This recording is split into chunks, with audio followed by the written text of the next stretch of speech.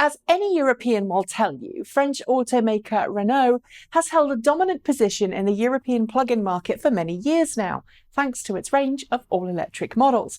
From the tiny yet incredibly fun Twizy two-seat runabout to the Zoe hatchback and carboNZero van, Renault's electric arm has enjoyed a 23% market share in the European electric car market. Earlier this year, it expanded its electric vehicle offerings even further, launching the Renault Master ZE commercial vehicle.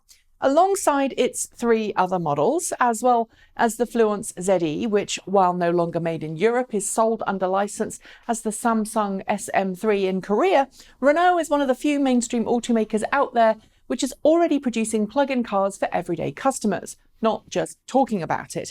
And at this week's Paris Auto Show, Renault unveiled a new car that it says will expand that further. The K-ZE. Due to launch in 2019, this A-segment vehicle will initially launch in China, but Renault says it will eventually go on sale worldwide. It lacks some of the flashiness of other electric cars being promised for production in a similar time frame, and has a range that's far less than many other cars you can buy today. Yet it still has a really important place in the world of electric cars. Designed as an A-segment vehicle, that's a market segment that includes cars like the Fiat 500 and Opel Adam, the K-ZE is small and lightweight. It may look a little like a crossover, but Renault is calling it an SUV-inspired urban electric vehicle.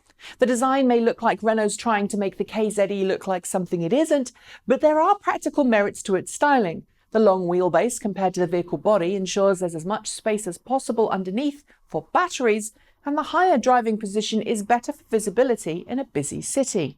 Renault hasn't announced the specifications of the K-ZE yet, but says it will achieve a range of 250 kilometers on the NEDC test cycle. If you know anything about test cycles or have watched this channel much, you'll know that the NEDC test cycle is super optimistic about range. You'll also know that it's just been replaced with a WLTP test cycle in Europe. Why did Renault use this range quote then? Probably to make this car sound a little better. 250 kilometers on the NEDC test cycle translates to around 170 kilometers, 105 miles in the real world. And that's, frankly, pretty naff, especially for a car that's launching in 2019.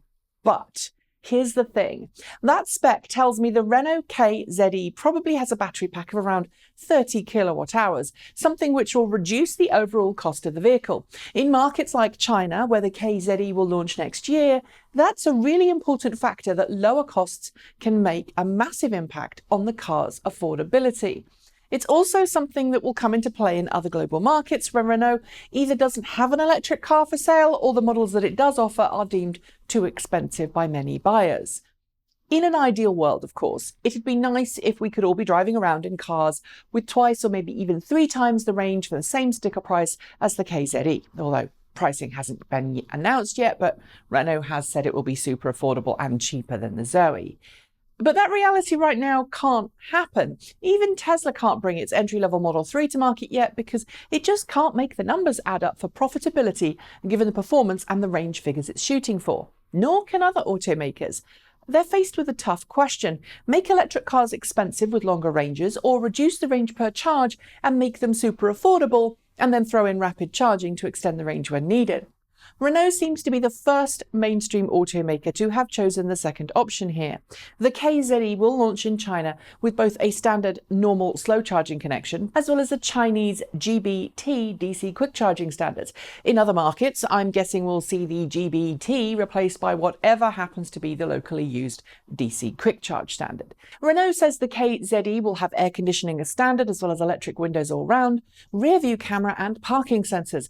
It will also have a large center console touchscreen display with connected apps and telematics, as well as automatic emergency braking and automatic headlights. But all of those other bells and whistles you see on higher-end electric cars, well, they'll be kept off this vehicle, at least in its prime markets, in order to keep the price low.